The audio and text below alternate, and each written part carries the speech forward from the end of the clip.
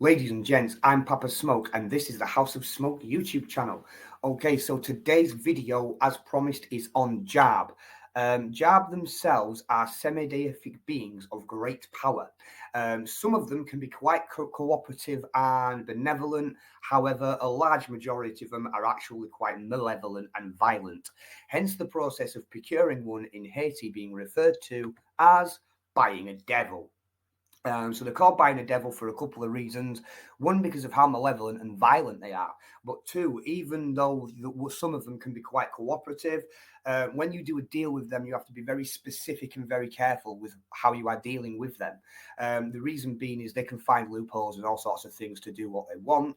In some cases, that's usually not brilliant for you yourself, the owner. Djjabs themselves are extremely strong and as a result have to be bound in a vessel. So this is an empty box with chains and locks wrapped around it in a vessel. The box will contain Solomonic seals. The Djjab itself will inhabit the box, and you never ever remove those bindings.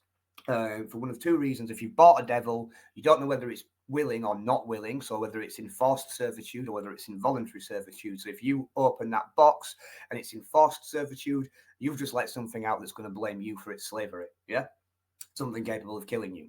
This is why when people buy certain works from Bokors and they're told not to look inside the box, they shouldn't look inside the box and then give the Bokor a trash review saying I looked inside the box and it was empty, and then wonder why their life's fallen upside down. Okay, so Djjabs themselves can attack people by causing them to go insane. This can be done through a number of ways. It can be done through possessions, it can be done through hauntings, it can be done through a mixture of possessions and hauntings. And yes, Djjab are capable of fully physically possessing a person. Much like Jinn, they inhabit specific areas such as rundown bathrooms, rundown graveyards, abandoned forests, all sorts of places like that.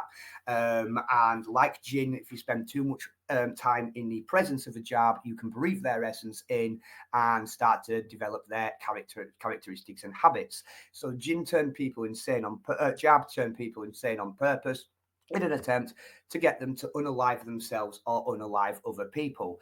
Now, Djjab themselves might not just be used for baneful reasons. Djjab can also be used for things such as prosperity and things like that. And when working with Djjabs for benevolent reasons or for any reason at all, you have to make sure they know their place in your court of spirits and that they're not given any authority or more respect by you than your ancestors, as this can anger your ancestors and cause you to have to appease them. Djjabs themselves love to attack people through things such as house fires and car crashes.